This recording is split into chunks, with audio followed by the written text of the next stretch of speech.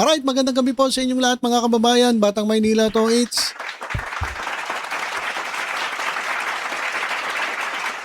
Kanina po, dyan po sa, sa press briefing ng PCO, Presidential Communications Office, kasama po si Undersecretary and Palace Press Officer Tony Claire Castro, ay napag-usapan po yung impeachment complaint laban, hindi po kay Sara Duterte laban po kay Pangulong Bongbong Marcos.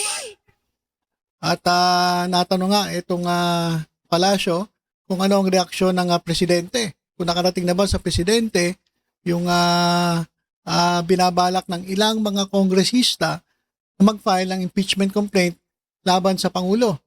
So, ito po yung naging sagot ni Atty. Claire Castro.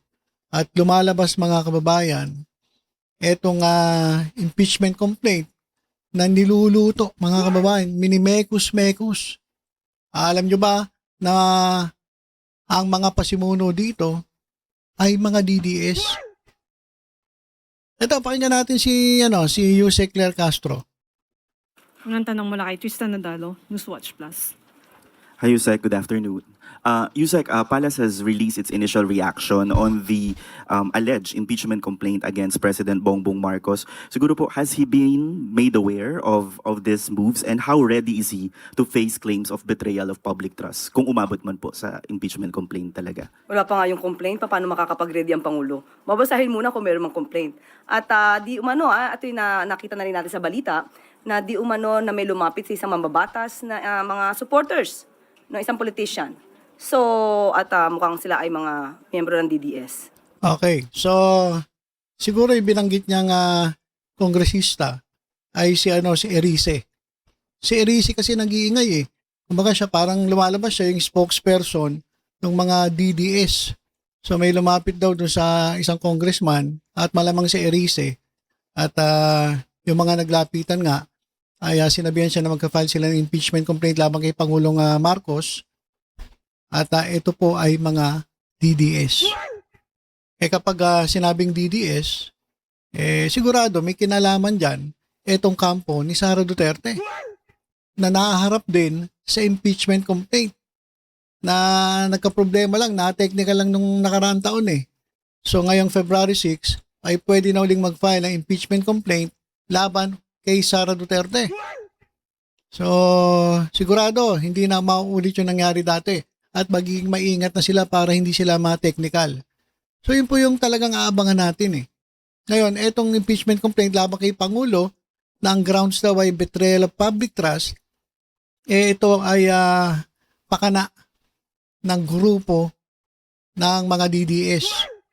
So malamang at sa malamang, may kinalaman ang mga Duterte dito. Di ba? Okay? So, sa mga supporters po ng Vice Presidente na nagnanais po na magsampa ng impeachment complaint, mas maganda po siguro bago magturo at tumingin sa iba, tulungan muna nila ang idolo nila. Una-una. Bago nyo raw bigyan ng oras yung impeachment complaint laban kay Presidente Bongbong Marcos, tulungan nyo muna yung inyong Vice Presidente. Kasi sigurado, yun ang may impeach. Sigurado yan.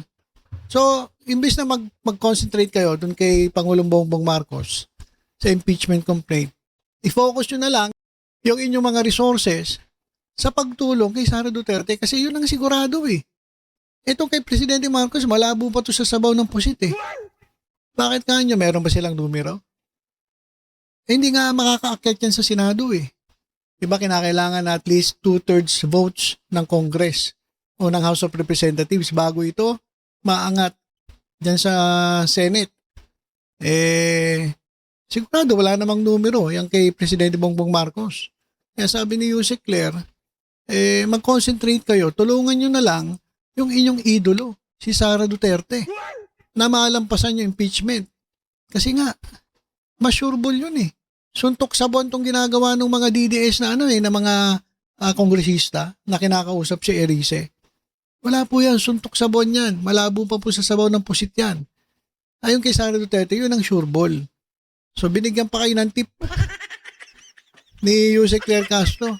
Tulungan nyo na lang si Sara Duterte. Kasi mas sigurado yon, mas magpo-proceed yun. Yung kay Pangulong Bongbong Marcos na impeachment, mukhang malabo yan. Mukhang siguro magka-file sila pero hindi yan hindi naman magtutuloy-tuloy yan kasi wala silang numero. Numbers game yan eh. Diba? Numbers game, mag-iingay lang sila. Mema lang ba? Mema. Saka, ba't hindi nyo sampahan ng kaso ang presidente? Direkta na. Oh, but may pa-impeachment pa kayo. Alam nyo naman na wala kayong numero. So ano lang to, pa-epa lang, mema lang, mema sabi lang, para ma-divert yung usapin ng impeachment dito kay Sara Duterte kasi mga kababayan, meron na namang bagong grounds for impeachment ha. Kung meron dati, nadagdagan pa yung mga grounds para i-impeach etong ating vice presidente. So tama naman yung sabi ni Yusek Claire Castro, pasalamat nga kayo. Nabigyan pa kayo ng tip ni Yusek eh. 'Di ba? Unahin niyo na lang, mag-concentrate kayo doon, mas importante 'yun. Kaysa naman sampa-sampa kayo kay presidente, wala namang mangyayari, sayang lang yung oras ninyo. Sayang lang yung pera ninyo. Anyway, marami naman kayong pera. Wala naman problema 'yun. Laki-laki ng kinita ninyo. Pero yun nga, mas mag-concentrate kayo kay Sara Duterte. Huwag kay presidente kasi malabo yun. Malabo pa sa sabaw ng pusit. Suntok sa buwan. Suntok sa araw. Yan gusto mangyari ng mga DDS na yan. Dahil ang usapin dito, ang impeachment complaint ay hindi ito pang media lamang.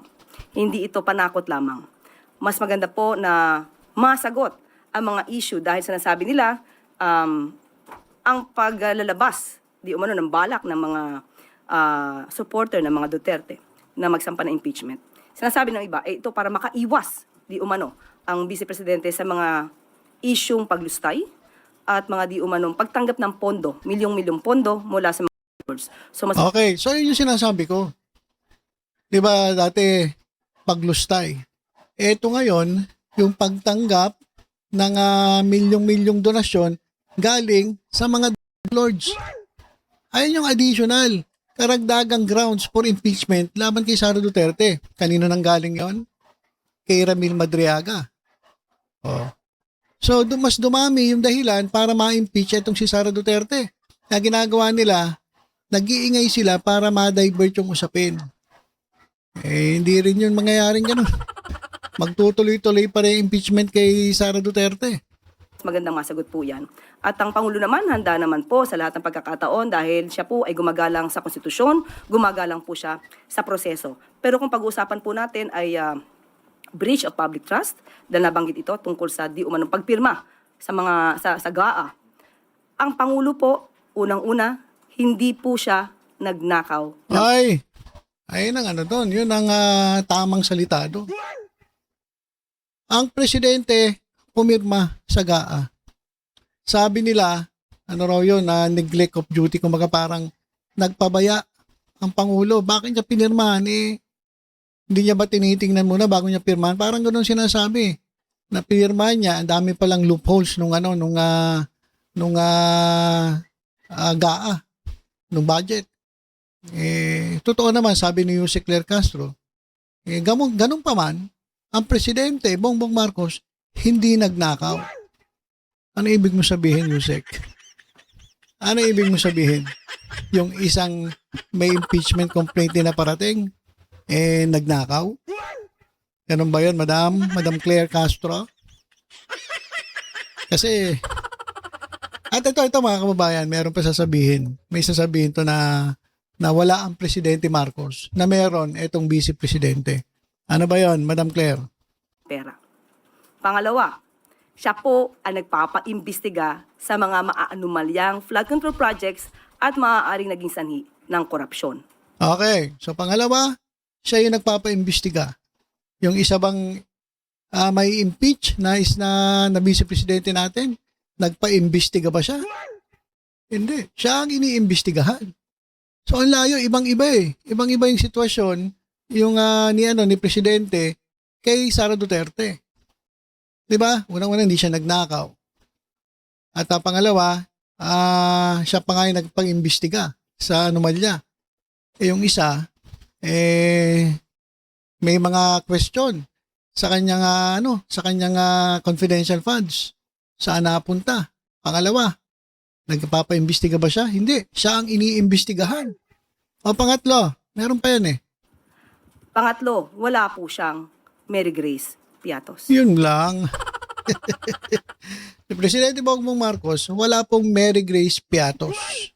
Pero itong si Sara Duterte, merong Mary Grace Piatos, merong Kokoy Villamin, meron pang ang Marian Rivera, at meron pang Chel Jokno, at yung mga